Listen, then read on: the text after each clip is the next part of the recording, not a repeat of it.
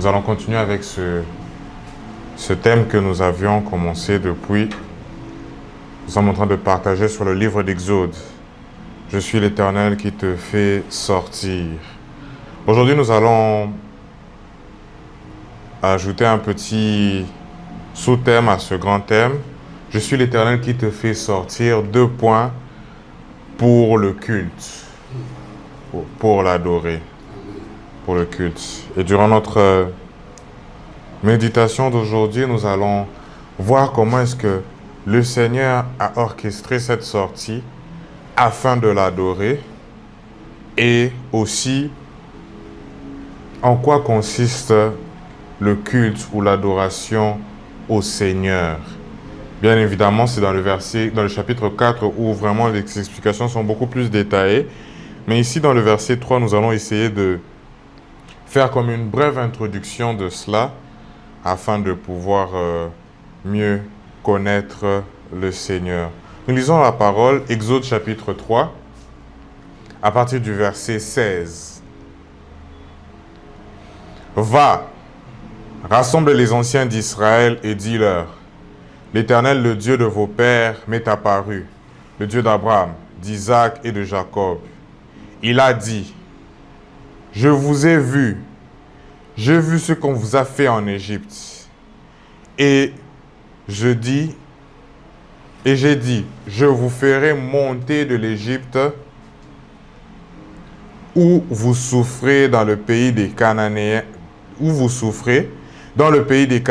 des Héthiens, des Amoréens, des Phéréziens, des Éviens et des Jébusiens, dans le pays où coule le lait et le miel. Ils écouteront ta voix. Tu iras, toi et les anciens d'Israël, auprès du roi d'Égypte. Et vous lui direz: l'Éternel, le Dieu des Hébreux, nous est apparu. Permets-nous de faire 3 jours de marche dans le désert pour offrir des sacrifices à l'Éternel notre Dieu. Je sais que le roi d'Égypte ne vous laissera point aller, si ce n'est par une main puissante. J'étendrai ma main et je frapperai l'Égypte par toutes sortes de prodigues et je ferai au milieu d'elle. Après quoi, il vous laissera partir. Je ferai même trouver grâce aux yeux du peuple, grâce au peuple, aux yeux des Égyptiens, et quand vous partirez, vous ne partirez point vide. Chaque femme demandera à sa voisine ce qu'elle a, ce qui demeure dans sa maison, des vases d'argent, des vases d'or et des vêtements, que vous mettrez sur vos fils et vos filles, et vous dépouillerez les Égyptiens. Amen, amen. Amen. Ce texte ici, précisément, dans cette petite portion de texte, nous voyons la délivrance que le Seigneur, le processus de délivrance ou le démarrage du processus de délivrance que le Seigneur est en train d'accorder au peuple d'Israël. Nous avons vu au tout début, nous avons vu le Seigneur se révéler à Moïse, lui montrer dans la conversation avec Moïse, ça a pu nous renseigner sur certains attributs de Dieu, sur certains aspects de Dieu, sur certains caractères que le Seigneur a. Nous avons vu ça le dimanche passé. Il nous a montré que c'est un Dieu d'alliance. Il nous a montré beaucoup de choses sur le Seigneur dans cette conversation. C'est un Dieu qui voit. Nous avons vu que c'est un Dieu de mission, un Dieu missionnaire. Et ici, à partir maintenant du verset 16, après avoir parlé à Moïse, il démarre le processus de délivrance. Avec une phrase à l'impératif, il dit à Moïse: va maintenant, va. Et quand il dit va à Moïse, à l'intérieur, cela nous renseigne aussi le mécanisme que Dieu a commencé à utiliser. Comment est-ce que Dieu a commencé à mettre en marche cette délivrance? Bien que, nous le savons, il a commencé depuis le début d'Exode. Depuis Exode 1, il a commencé. Mais ici, comment de manière palpable, le Seigneur commence avec Moïse. Voici ce qu'il dit à Moïse. Il dit: va, rassemble les anciens d'Israël et dis-leur: l'Éternel, le Dieu de vos pères, le Dieu d'Abraham, le Dieu d'Isaac, le Dieu de Jacob, m'est apparu. La première chose que Dieu demande à Moïse de faire, c'est de rassembler les anciens d'Israël. Pourquoi Dieu ne le dit pas, va directement chez Pharaon, va vers Pharaon, dis-lui ce que tu fais est mal, libère le peuple de Dieu. Non. Dieu commence premièrement par lui dire, va vers les anciens d'Israël. Dieu commence ce processus de délivrance par un respect de l'ordre communautaire d'Israël. Dieu ne commence pas par un processus de foule désorganisée ou un processus d'un héros qui se lève seul pour agir selon sa propre guise. C'est comme ça que le Seigneur commence. Il commence par suivre le processus communautaire, par les autorités établies, par comment est-ce que la vie se fait, comment est-ce que la société hébreu était organisée afin de commencer cette délivrance. Et cela nous montre sur Dieu que le Dieu que nous prions, le Dieu que nous voyons, que nous venons écouter la parole chaque dimanche, c'est un Dieu d'ordre. Amen, amen. Amen. Dieu n'est pas un Dieu de désordre. Dieu est un Dieu d'ordre. Dieu est un Dieu qui respecte la communauté. Est un Dieu qui respecte les règles de la société. Dieu pouvait directement lever Moïse. Parce que si vous êtes pendant 400 ans dans l'esclavage, ça veut dire que vos autorités, vos anciens ne sont pas compétents. Ça veut dire que vos anciens ne sont pas prêts à vous lever. Dieu ne commence pas à dire, non, on va commencer le terme que certaines personnes aiment beaucoup utiliser au Congo, on va commencer une révolution. Non, Dieu ne commence pas par une révolution, il dit, va voir les anciens. C'est la première chose que Dieu fait. Et le Dieu que nous prions est un Dieu d'ordre.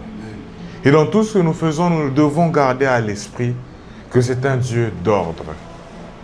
Le Saint-Esprit est un esprit d'ordre. Nous ne pouvons pas nous cacher derrière la révélation pour agir tout en bafouant l'ordre, tout en bafouant la société dans laquelle nous nous trouvons. Lorsque nous disons quelque chose, et il y a un auteur, un pasteur, du nom de John Maxwell, d'ailleurs, il disait, si vous avez une révélation, et que cette révélation vous emmène à voir des choses que vous êtes seul à connaître, à parler des choses dont personne d'autre ne connaît, donc vous êtes seul à comprendre ça, et vous êtes seul à marcher dans cette voie. Dans l'histoire de l'Église, dans l'histoire de l'humanité, il n'y a personne qui a déjà expérimenté ça. Sachez que vous vous êtes trompé.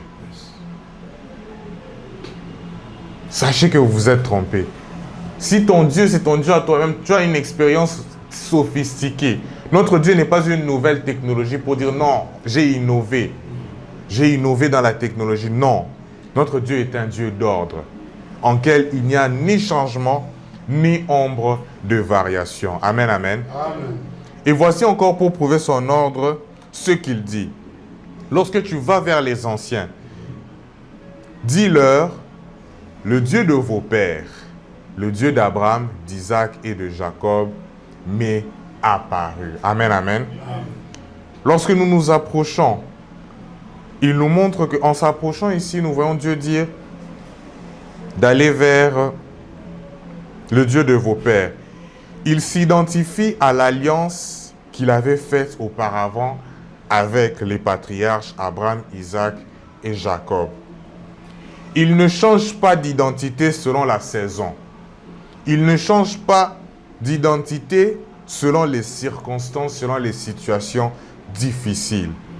Mais il s'apparaît selon l'alliance qu'il avait faite avec eux depuis longtemps. Amen, amen. Amen. Et ici, voici le Dieu qui se révèle à Moïse et qui demande à Moïse d'aller vers les anciens. Le Dieu d'Abraham, d'Isaac et de Jacob.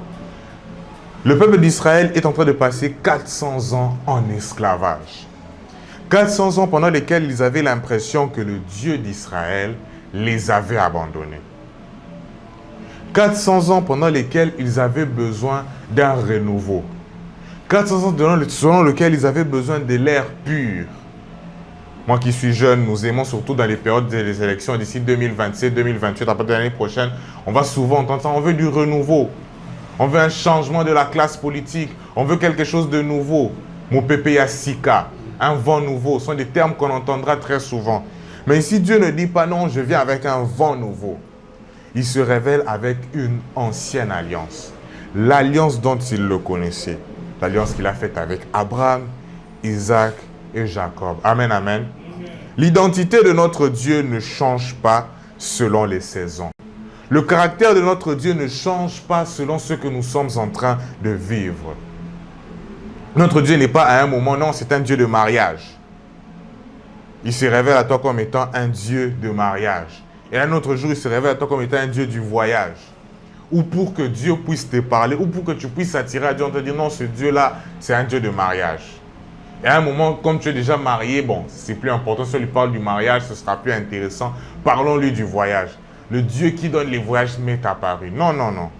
C'est le même Dieu. Le Père de notre Seigneur Jésus-Christ. Amen, amen. Amen. Que je sois dans l'abondance, que je sois dans la disette, Dieu ne change pas. Amen, amen. Et il affirme son identité. Amen. Il affirme son identité, quelle que soit la saison. Tu affirmes son identité, quelle que soit la saison. Et il ne change pas. Il est le même. Il aurait pu se dire non. Le Dieu d'Abraham, d'Isaac et de Jacob a déçu le peuple. Le Dieu d'Abraham, d'Isaac et de Jacob a laissé le peuple pendant 400 ans dans les déserts, changeant de nom, donnant un nouveau nom. Parlant avec, disons, le Dieu qui délivre. Non. Mais il dit le Dieu d'Abraham, d'Isaac et de Jacob. Et il dit, et voici ce que le Dieu d'Abraham, d'Isaac et de Jacob a dit. Il dit, j'ai vu, je vous ai vu, j'ai vu ce qu'on vous fait en Égypte. Et j'ai dit, je vous ferai monter de l'Égypte d'où vous souffrez, dans un pays des Cananéens, des Héthiens, des Amoréens, des Phérésiens, des Éviens, des Jébusiens, dans le pays où coule le lait et le miel. Le Seigneur commence par dire, j'ai vu. Dans d'autres versions, on dit, je vous ai visité. Amen, amen. Amen. Je vous ai visité. Et d'ailleurs, en hébreu, les termes utilisés ici pour dire, je vous ai vu ou je vous ai visité, signifie une visite active. Un Dieu qui n'est pas simplement dans l'observation, mais qui est descendu et qui a expérimenté ce que eux ils ont expérimenté. Amen, amen. Amen. C'est ce que ici le Seigneur est en train de leur dire quand il dit « Je vous ai vu, je vous ai visité ». Dieu est actif. Dieu n'est pas un simple observateur de notre souffrance. Dieu n'est pas un simple observateur de l'esclavage dans lequel l'homme et l'humanité se retrouvent. Mais Dieu est actif. Dieu nous a visités activement. Amen, amen. Amen. Et nous, gloire soit rendue à Dieu pour nous, en 2026. Nous avons vu le Seigneur nous visiter de manière visible et palpable dans la personne du Seigneur Jésus-Christ. Amen, amen. Amen. Le Seigneur Jésus-Christ est Dieu parmi les hommes. Dieu devenu visible. Hébreu nous dit, nous avons un souverain sacrificateur qui a été tenté. Et c'est lui qui intercède pour nous. Jésus-Christ est ce Dieu qui a vécu notre souffrance. Jésus-Christ est ce Dieu qui connaît exactement ce que nous avons passé, ce que nous avons vécu pendant nos moments de servitude. Amen, amen. Amen. Il nous a vus, il nous a visités. Il a marché là où nous avons marché. Il a été tenté là où nous avons été tentés. Il a été réjoui par ce qui nous aussi peut réjouir notre cœur. Il a aussi eu besoin de ce dont nous avons besoin. Amen, amen. Amen. Et en Jésus-Christ, Dieu nous a réellement visités. Dieu nous a visités en chair. Amen, amen. Amen. Et cela est pour nous un motif qui nous permet de restaurer notre foi. qui nous permet de raviver la foi, de savoir que le Dieu que nous prions n'est pas un Dieu insensible, n'est pas un Dieu qui est étranger à nos souffrances, mais c'est un Dieu qui nous a vus, un Dieu qui nous a visités activement. Amen, amen. Amen. Souvent, nous avons l'impression que nos autorités, même s'ils viennent de la souffrance, personnellement, je n'aime pas donner mes avis politiques du haut de la chair parce que la chair est chère, mais personnellement, j'ai vraiment du mal à faire confiance à toute forme d'opposition. Pourquoi? Parce que j'ai l'impression que les opposants, quand ils sont dans l'opposition, comprennent notre souffrance, parlent de nous, avec même beaucoup d'émotions. Ils savent jouer sur nos émotions. Mais une fois au pouvoir, vous avez l'impression que c'est deux Kinshasa dans lesquels ils vivent. Vous avez l'impression que c'est deux RD Congo. Et des fois, ils vont se taper la poitrine et dire, mais celui-ci, quand il était dans l'opposition, c'est pas ce qu'il disait. Et même quand on écoute les opposants, je leur dis, nous, tout ça, on connaît déjà. Donc, tu n'as rien à nous apporter. Mais nous avons un Dieu qui connaît réellement. Amen, amen. Amen. Et qui, chaque jour, intercède pour nous. Amen, amen. Amen. Dieu connaît cela. Et il dit, je vous ferai monter. Il ne connaît pas simplement, mais après connaître, voici ce qu'il dit. Après qu'il ait visité. Je vous ferai monter de l'affliction de l'Égypte vers un pays où coule le lait et le miel. Amen, amen. Alléluia. Il dit, je vous ferai monter. Le terme monter a comme synonyme en français élévation. Amen, amen. Mais ici, le terme hébreu utilisé pour dire vous ferez monter fait référence à la délivrance que le Seigneur leur accordera. Amen, amen. Après avoir compati à nos souffrances, après avoir visité activement ce qui ne va pas, ce qui nous trouble, ce qui trouble l'homme, ce qui trouble l'humanité, le Seigneur délivre. Amen, amen. Amen. Le Seigneur délivre.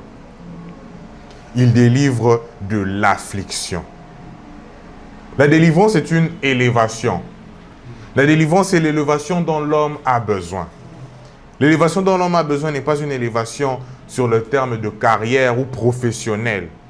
Mais son élévation, c'est une élévation sur le péché, une élévation sur la chair, une élévation sur le monde. Amen, amen. Amen. C'est ce dont nous avons besoin. Et c'est la grande délivrance que Dieu opère.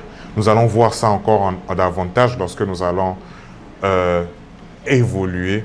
Mais ici, le Seigneur délivre. Et il délivre de quoi? De l'affliction de l'Égypte. Amen, amen. Amen. Le Seigneur délivre avec précision.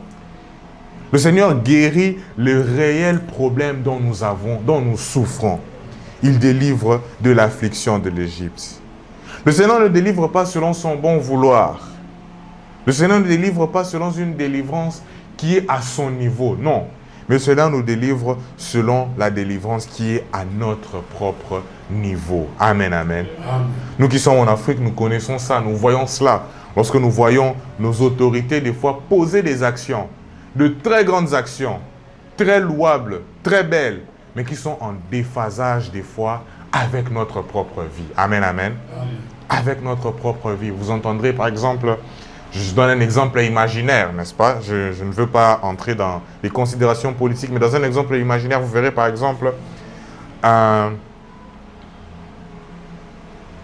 ministre, par exemple, du genre famille, enfant, qui dit non, dans mon ministère, j'ai pu apporter une réforme qui fait à ce que tous les enfants soient autonomes.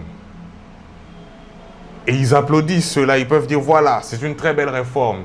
Mais à l'intérieur, vous remarquerez que les enfants et les familles souffrent peut-être de la nourriture, non pas la nourriture, mais la réforme qui a apportée est une bonne réforme. Mais cette réforme ne cadre pas avec ce que la famille vit. Vous verrez un ministère construire peut-être des grands bâtiments, alors que des fois, nous aurons du mal à avoir des routes pour arriver vers ces grands bâtiments. Et ici, le Seigneur nous délivre Israël de l'affliction de l'Égypte, avec précision. Et quand il délivre de l'affliction de l'Égypte, il leur amène vers le pays où coule le lait et le miel. Le lait et le miel est un synonyme, et c'est l'image de l'abondance, l'image de la fertilité et l'image de la stabilité. Amen, amen. Amen. Mais lisons attentivement ce verset, le verset 17. Quand nous lisons attentivement le verset 17, voici ce que nous voyons. La Bible dit, « Je vous ferai monter de l'Égypte, où vous souffrez, dans le pays des Cananéens, des Étiens, des Amoréens, des Phérésiens, des Éviens et des Jébusiens, virgule, dans un pays où coule le lait et le miel. » Amen, amen. Amen. Regardez ce pays où Dieu dit qu'il coule le lait et le miel. Ce pays où les Israélites devaient trouver le repos. Nous trouvons au moins, si mon compte est bon, 7 peuples qui se retrouvent dans ce pays, qui sont déjà là. On pouvait se dire, ah, mais nous quittons l'esclavage ici pour nous emmener encore dans un pays où nous aurons des conflits. Qu'est-ce qui se passe? Est-ce que c'est vraiment ça le lait et le miel? Un pays pareil, où il y a des conflits. Un pays dans lequel nous allons nous battre constamment. Et même aujourd'hui, quand vous voyez l'actuelle Palestine, vous verrez que c'est une terre désertique. Une terre dans laquelle il n'y a aucun lait, aucun miel. Mais comment Dieu voit l'image de l'abondance, de la fertilité et de la stabilité dans un endroit pareil? C'est la question que je me suis posée. Et en cela, la seule personne qui a pu me donner la réponse, c'est notre Seigneur Jésus-Christ. Amen, amen. Amen. Qui dit qu'il est le bon berger. C'est lui qui conduit vers ce pays. Et il dit dans Jean 10 qu'il est venu afin que ses brebis aient la vie et une vie en abondance. En quoi constitue cette abondance? En quoi constitue le lait et le miel que nous cherchons, que le Seigneur nous promet? Amen, amen. Amen. Le lait et le miel ne constituent pas avoir une terre où tout est facile. Le lait et le miel ne constituent pas avoir une terre où nous n'allons plus rien faire. Mais l'abondance, premièrement, c'est d'être en relation avec notre Dieu. Amen, amen. Ça, c'est la vraie abondance. Être enfant de Dieu, être en communion avec le Seigneur, c'est exactement cela la vraie abondance. Non pas que les richesses matérielles ne sont pas une abondance, oui, mais l'abondance primordiale, c'est être avec Dieu.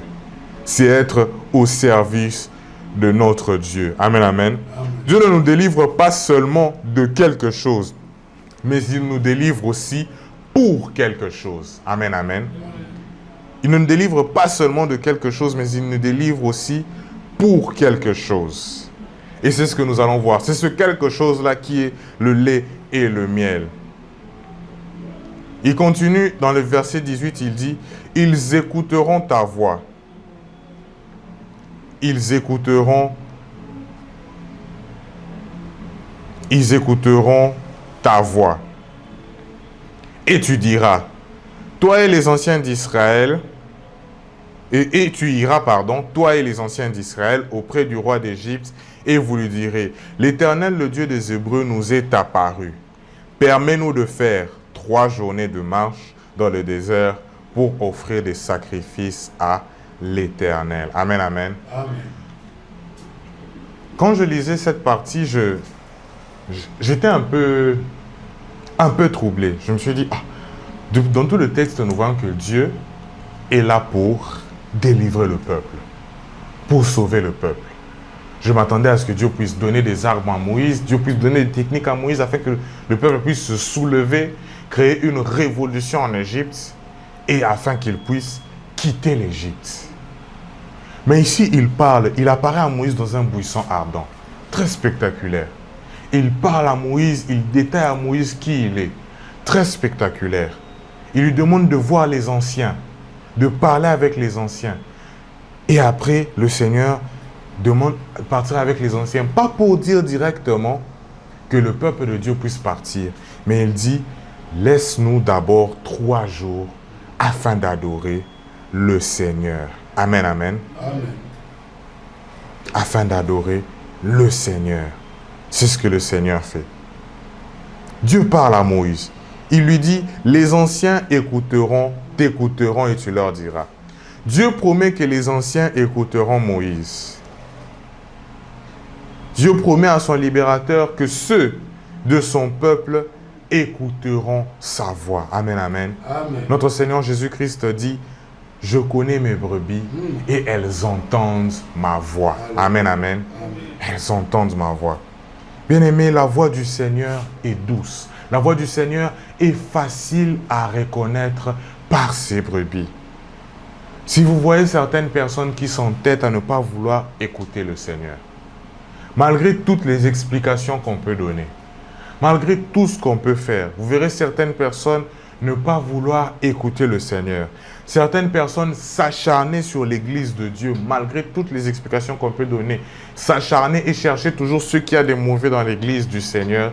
Nous comprenons que ces personnes ne sont pas des brebis du Seigneur. Amen, amen. Amen.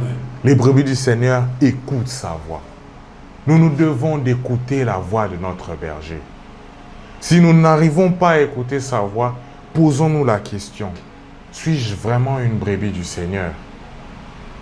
Suis-je vraiment une brebis du Seigneur? Les brebis écoutent la voix de leur berger. Et ici, le Seigneur montre que les anciens d'Israël écouteront la voix. Moïse n'a pas dit que non, tu seras un bon parleur. Moïse ne compte pas sur sa capacité d'art oratoire. Il ne compte pas sur le fait qu'il soit fort dans la persuasion. Non. Mais sur le fait que les brebis du Seigneur écouteront la voix du Seigneur. Amen, amen. Amen. Et après ça, il demande la sortie pour adorer. Il demande une sortie pour adorer. Et c'est même là que nous avons puisé notre grand thème, notre sous-thème. Je suis l'Éternel qui te fait sortir pour le culte. Le premier but de la délivrance, c'est le culte. C'est l'adoration à Dieu. Amen, amen. C'est le premier culte de la délivrance. Et au-delà même de cela, c'est le culte est la raison d'être de tout ce qui nous entoure sur terre. La Bible dit dans Colossiens, tout a été créé en lui, par lui et pour lui. C'est pour lui, c'est pour Dieu. Tout ce que nous sommes, c'est pour Dieu. Comme mes élèves aiment dire, c'est pour son sentiment. C'est pour Dieu. Pourquoi est-ce que Dieu nous a créés? Pour lui. Pourquoi est-ce que nous avons des chaises, des tables, des maisons, des montagnes, des voitures, de l'or, de l'argent? C'est pour lui. Tout est pour Dieu. Et dans l'Épître aux Éphésiens, au chapitre 1, lorsque le Seigneur parle de toutes les bénédictions spirituelles, j'aime comme l'apôtre Paul ajoute, il ajoute, pour la louange de la gloire de sa grâce. Amen, amen. C'est pour le Seigneur, c'est pour son culte que nous sommes délivrés, pardon. Dieu délivre pour restaurer la communion avec lui. Dieu ne délivre pas juste pour nous laisser respirer. Il ne délivre pas juste pour nous laisser, ah non, ils ont trop souffert, donc maintenant là, ils vont rester dans l'oisiveté, ils vont profiter. Non, mais c'est afin que nous puissions l'adorer. La délivrance n'a pas pour but le confort. Elle a pour but l'adoration. Elle a pour but le culte. Et le culte est le but central de la rédemption. Bien-aimés, nous sommes sauvés pour adorer. Nous ne sommes pas sauvés pour avoir des voitures. Nous ne sommes pas sauvés pour prouver aux autres. Amen, amen. Amen. Ce n'est pas parce que papa c'est ça ma casque na kangami na nzambe pour batu ba mona batu o ba chola kingai ba penina vie na ngai. Non, les penina de nos vies qui restent seulement penina de nos vies, c'est pas grave. Mais nous, notre but, c'est d'adorer Dieu. Amen, amen. Amen. La vie chrétienne n'est pas une vie d'ego. Nous n'avons rien à prouver au monde. Nous n'avons rien à prouver aux gens qui se sont moqués de nous dans le passé. Rien à leur prouver. Nous n'avons rien à prouver à personne. La seule chose que nous avons à faire, c'est adorer le Seigneur. Amen, amen. Amen. Et il dit, d'ailleurs dans Exode 4, le verset 23, il dit « Laisse mon peuple partir pour qu'il me serve. » Et le mot « servir » signifie à la fois servir, adorer et rendre culte. Notez avec moi que Dieu libère Israël d'un service, de l'esclavage au Pharaon, pour l'emmener dans un autre service, l'adoration à Dieu. Amen, amen. Amen. Dieu libère d'un service pour amener à un autre service. On ne passe jamais de rien à une liberté neutre. Amen, amen. Amen. On passe toujours d'un maître à l'autre. Amen, amen. Amen. Sachez que comme nous sommes chrétiens, et ça peut faire mal à certaines personnes, surtout aux païens, ça leur fait mal. Nous n'avons pas quitté l'esclavage du péché juste pour commencer à se promener comme des poules dans un poulailler. Non, nous avons quitté l'esclavage du péché afin d'être au service de Dieu, afin d'être dans l'adoration au Seigneur Jésus-Christ. Jean 4, 23, un verset très populaire nous dit « Les vrais adorateurs adoreront le Père en esprit et en vérité. » Et cela nous montre que la rédemption en Christ restaure une adoration authentique vers le Seigneur. Amen, amen. Amen. Nous sommes libérés de l'esclavage du péché afin de pouvoir adorer authentiquement le Seigneur. Quand Dieu nous libère, c'est afin que nous puissions l'adorer authentiquement. Pas l'adorer sous esclavage, mais l'adorer avec liberté. Amen, amen. Amen. Et d'ailleurs, le culte n'est pas un rituel, n'est pas juste venir à l'église. Le culte n'est pas juste entrer dans une cérémonie où je viens, je sais que non, on commence comme ça, on termine comme ça, et puis après, je rentre à la maison. Non. Le culte dont il s'agit ici, c'est toute la vie. Amen, amen. Amen. C'est toute ta vie. Romains 12, 1 dit « Je vous exhorte donc, mes frères, à offrir vos corps comme un sacrifice, vivant, saint et agréable, ce qui sera de votre part un culte raisonnable. » Amen, amen. Un culte raisonnable, c'est offrir son corps en sacrifice. Offrir son corps en sacrifice à Dieu. Offrir sa vie comme un sacrifice vivant, saint et agréable. Et même dans Romains, lorsqu'on parle de vivant, saint et agréable, ce n'est pas une action juste ponctuelle une fois, mais c'est une action de tous les jours. Tous les matins, quand nous nous réveillons, ce que nous devons faire, c'est nous consacrer notre vie au Seigneur Jésus-Christ. Comme un sacrifice vivant, saint et agréable. John Maxwell disait toujours, le problème avec les sacrifices vivants, quand vous prenez une chèvre vivante, vous mettez sur l'autel, c'est qu'à tout moment, il peut descendre de l'autel. À tout moment, il peut fuir. Voilà pourquoi chaque jour dans nos vies, nous devons offrir nos corps comme un sacrifice vivant, saint et agréable. Ne pas dire non, j'avais donné ma vie au Seigneur Jésus-Christ en 2015. Non, je me suis fait baptiser en 2017. Non, j'ai fait ceci en telle année, c'est tout. Non. Mais chaque jour, nous devons vivre le culte à Dieu. Amen, amen. Amen. Chaque jour, nous devons vivre le culte à Dieu. Et comment vivre ce culte à Dieu? Il existe des principes qu'on appelle des principes régulateurs du culte. Des principes régulateurs du culte. C'est-à-dire que Dieu lui-même détermine comment il veut être adoré. Amen, amen. Amen. Dieu lui-même est celui qui détermine comment il veut être adoré. On n'invente pas le culte selon nos émotions, mais on adore le Seigneur selon la parole de Dieu. Amen, amen. Amen. C'est selon la parole de Dieu qu'on adore le Seigneur. Je me posais la question quand je méditais, je disais, ah, vraiment, si j'étais en face du Seigneur à la place de moi, j'allais dire, ah, mais Dieu, on part seulement, on dit à Pharaon, non, on part faire 3 jours dans le désert afin de pouvoir t'adorer. Alors s'il nous dit, bon, vous pouvez prendre un espace ici au coin, je vous privatisez, vous adorez Dieu comme vous voulez. Qu'est-ce que je vais répondre? Mais bien aimé, le culte ne se fait pas selon nous. Le culte à Dieu se fait selon ce que Dieu lui-même veut. Amen, amen. Amen. On ne peut pas inventer le culte. Je ne peux pas dire que moi, comme je suis du Kasaï oriental, du Grand Kasaï, je vais adorer comme on adore chez nous au Kasaï, là-bas. Non, c'est comme ça que j'adore Dieu. Non, on n'adore pas Dieu selon sa culture. On adore Dieu selon ce que Dieu lui-même détermine. Amen, amen. Et il détermine dans sa parole. Amen, amen. Pas dans nos émotions, mais dans sa parole. Il dit, vous n'y a, dans Deutéronome 12, le verset 32, la Bible dit, vous n'y ajouterez rien et vous n'y retrancherez rien. Le culte, c'est selon ce que Dieu lui-même nous demande de faire. Pas sur ce que nous voulons. Je ne peux pas me réveiller un bon matin et je dis, ah, aujourd'hui je vais adorer Dieu de ma propre façon. Non. C'est tel que lui, il le veut.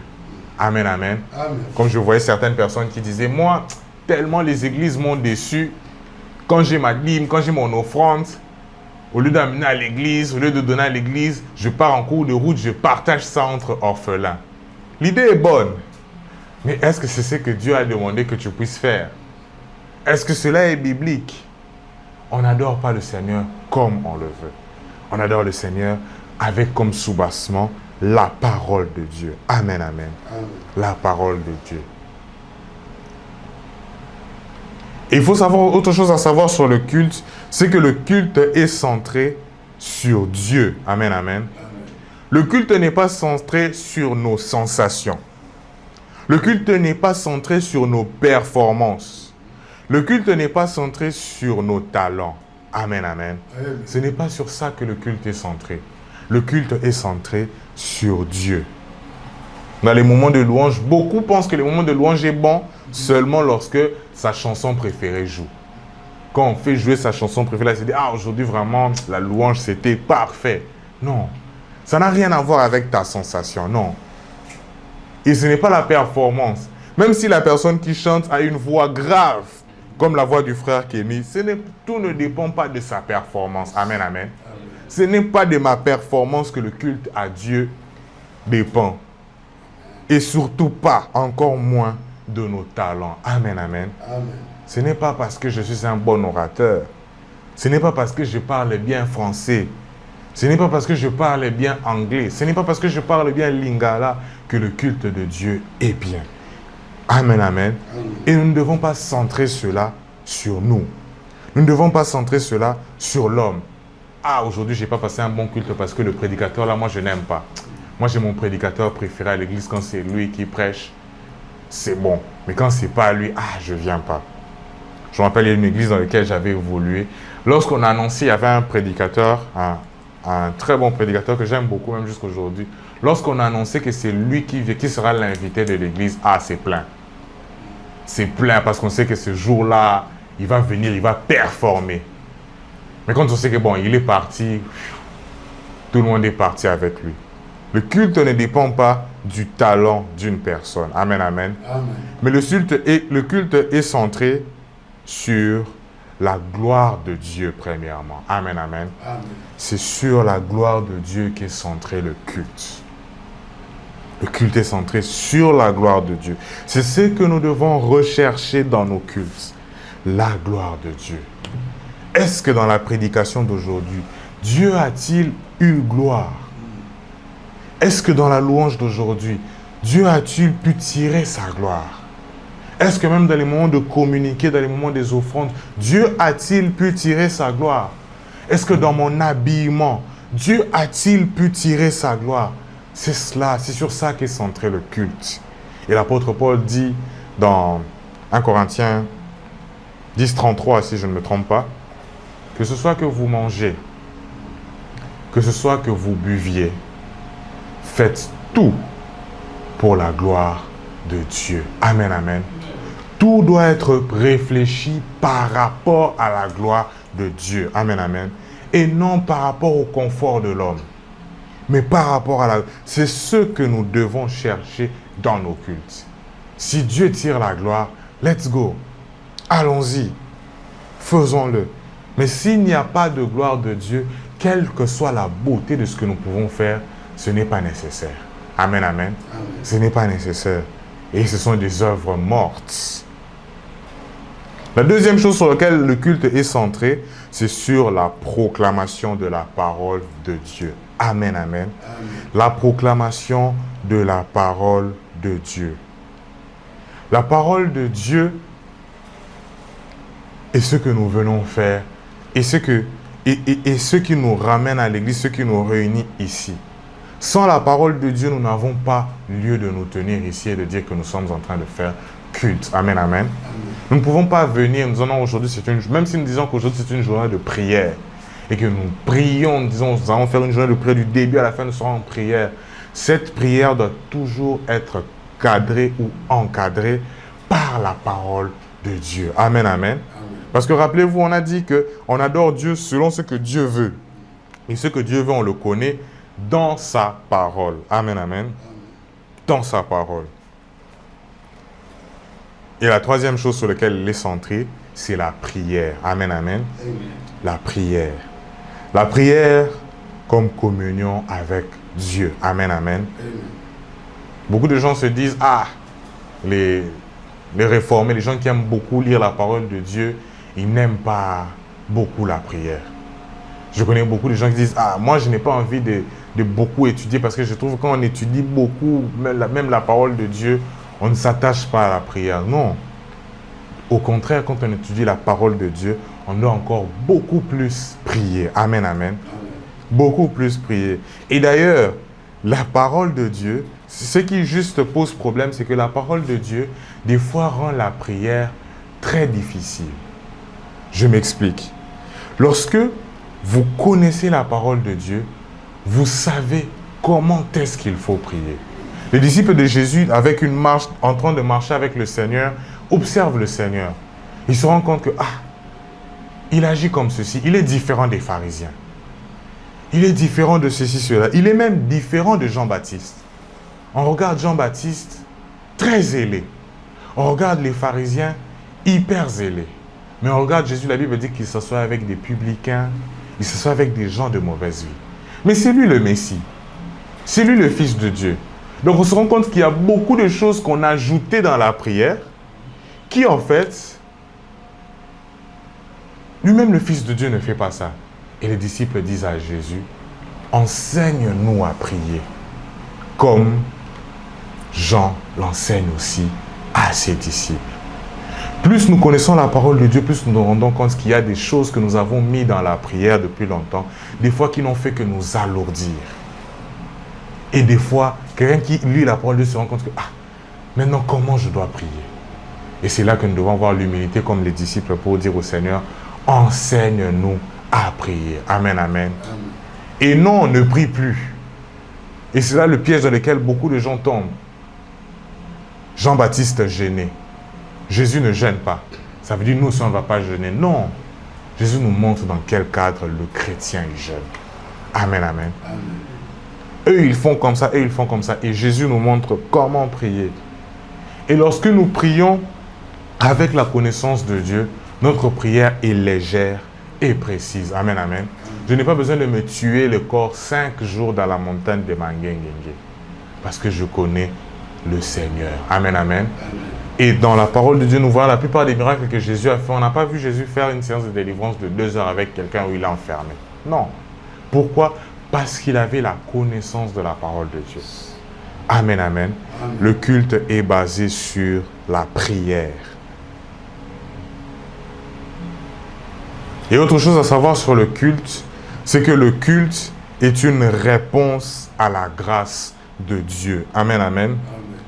Dans Exode, Dieu sauve d'abord, puis après appelle au culte. Et dans l'Évangile, Christ nous sauve, puis nous répondons l'adoration, nous répondons par l'adoration en l'œuvre de Jésus-Christ. Amen, amen, amen. Si nous sommes ici, nous ne sommes pas ici parce que nous manquons d'endroit où aller les dimanches. Nous ne sommes pas ici parce que, c'est l'habitude, si je reste à la maison le dimanche, on va me trouver bizarre à la maison. Non, non, non, non, non. Nous sommes ici parce que Christ nous a sauvés. Christ nous a délivrés. Amen, amen. Amen. Et dans sa délivrance, nous, maintenant, nous le répondons par l'adoration. Nous venons le dimanche, le jour où il est sorti du tombeau, le jour où les femmes sont venues dire le tombeau est vide. Nous venons chaque dimanche pour dire que le tombeau est vide et que Jésus règne. Amen, amen. Amen. Le tombeau est vide et Jésus règne. Le tombeau est vide et Jésus règne. Alors nous voyons ce Dieu qui fait sortir d'Égypte pour le culte. Et nous ici aujourd'hui, le Seigneur nous fait sortir de l'Égypte pour aussi le culte. Amen, amen. Amen. Et quelle est l'Égypte moderne? Quelle est l'Égypte d'aujourd'hui? Aujourd'hui, notre Égypte n'est pas d'être réduit à des travaux forcés pendant 400 ans. Mais notre Égypte peut être beaucoup plus subtile que ça. Ça peut être le matérialisme. Amen, amen. Il y a des gens qui sont bloqués par leur désir d'avoir le matériel. Il y a des gens qui font pitié. Vous le voyez comment il ne s'est pas donné du repos pour avoir l'iPhone 16. Et quelques mois après l'iPhone 17 sort, il ne se donne pas de repos. Il doit avoir l'iPhone 17.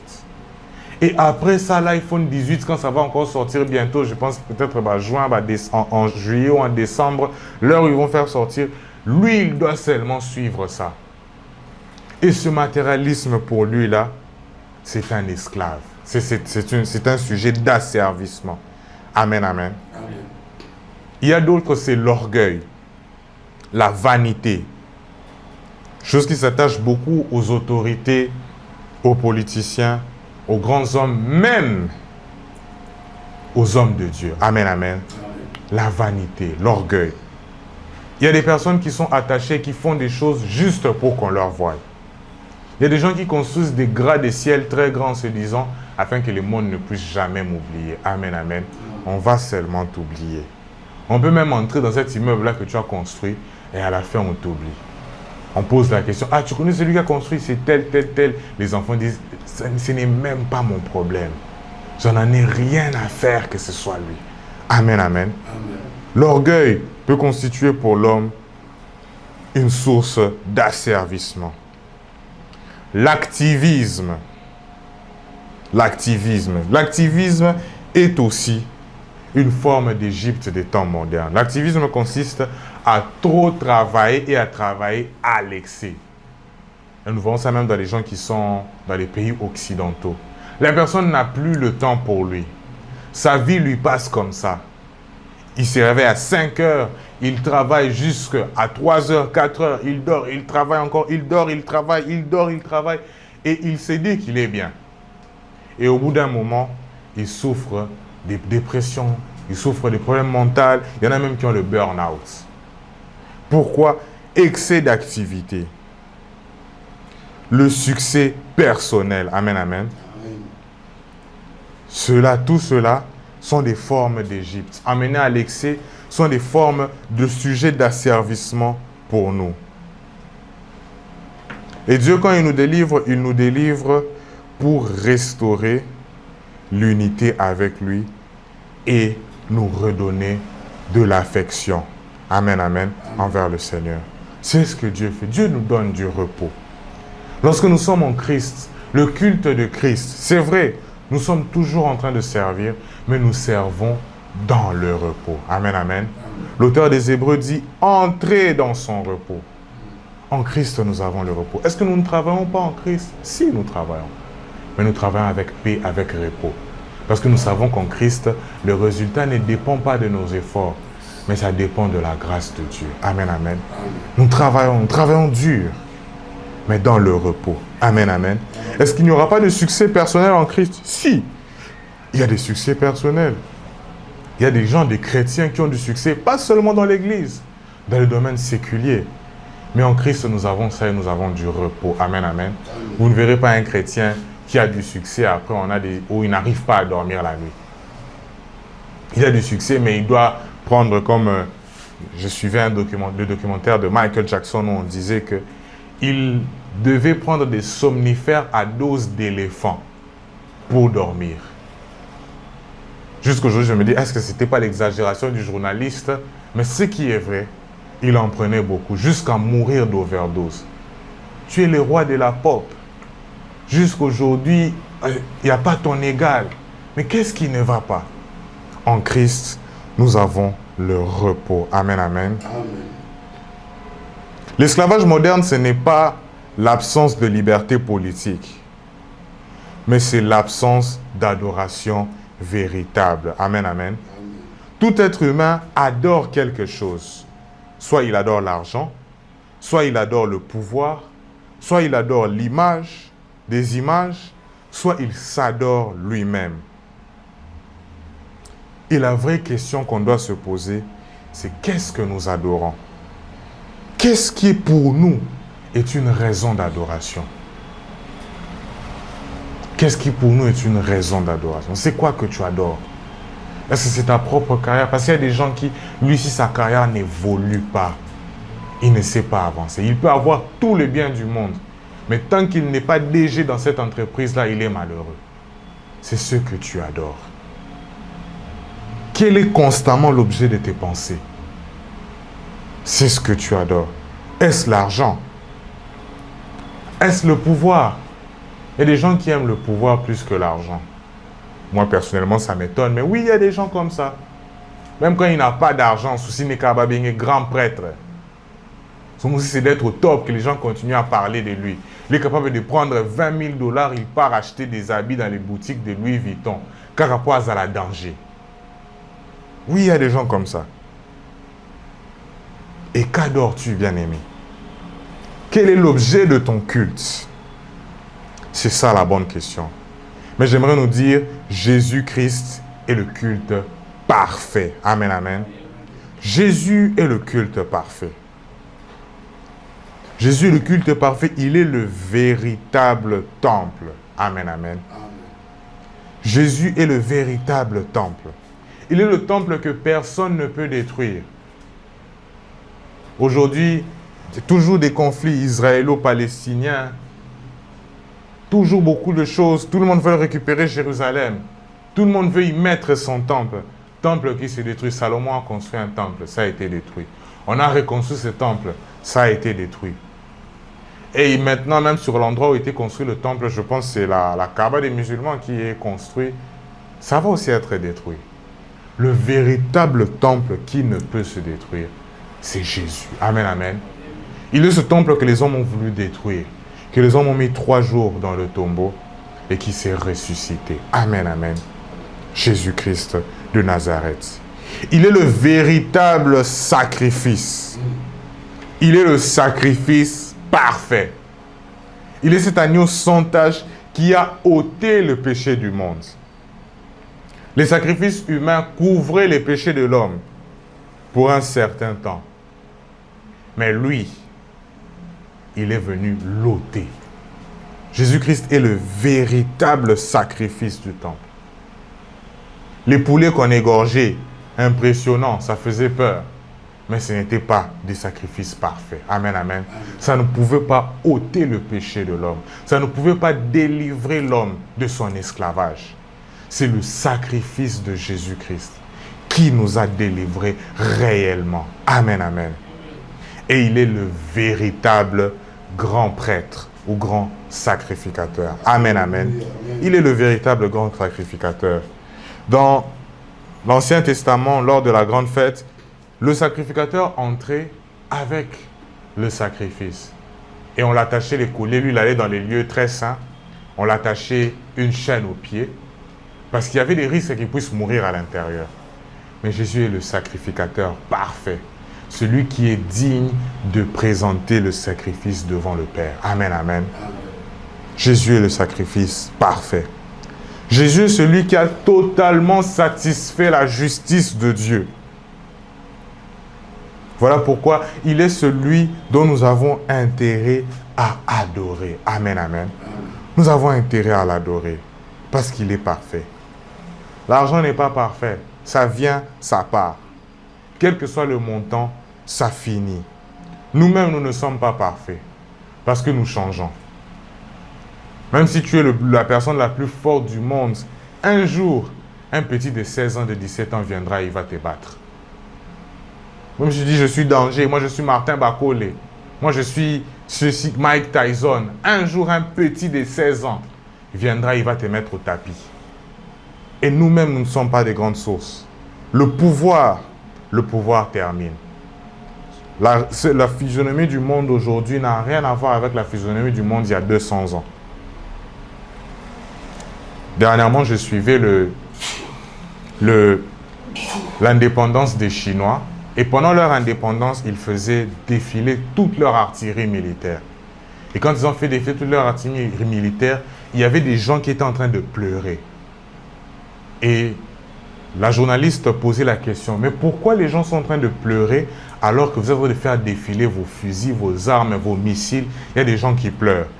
Et un Chinois répond à la dame, elle dit, c'est parce qu'il y a des années, la Chine était un pays humilié. Humilié par les Japonais. On se faisait humilier par tout le monde. Mais aujourd'hui, on a une grande puissance militaire. Pour dire que le pouvoir change. Et aujourd'hui, le Japon n'a même pas d'armée. Le pouvoir change, les choses changent. Mais le seul qui ne change pas, c'est Jésus-Christ. Amen, amen. Amen. Il est le même hier, aujourd'hui et éternellement. Voilà pourquoi il est celui à qui nous devons rendre culte. Il est l'objet de notre culte.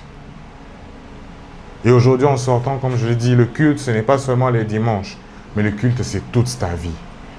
Le culte, c'est le lundi matin. Le culte, c'est à 8 heures au travail. Le culte, c'est à 12 heures. C'est ton comportement. C'est partout où tu rends gloire à Dieu.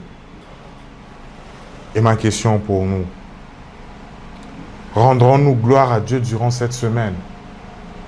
Pourras-tu offrir à Dieu un culte, ton corps, comme la Bible dit, offrez vos corps comme un sacrifice vivant, saint et agréable. Ce qui sera de notre part un culte raisonnable. Que notre vie de tous les jours soit un culte à Dieu. Que notre jour soit un culte comme le frère Aimé Ka nous le chantait, que notre vie soit une fleur, un parfum de bonne odeur pour le Seigneur durant toute notre vie. Amen, amen. Inclinons nos têtes dans la prière.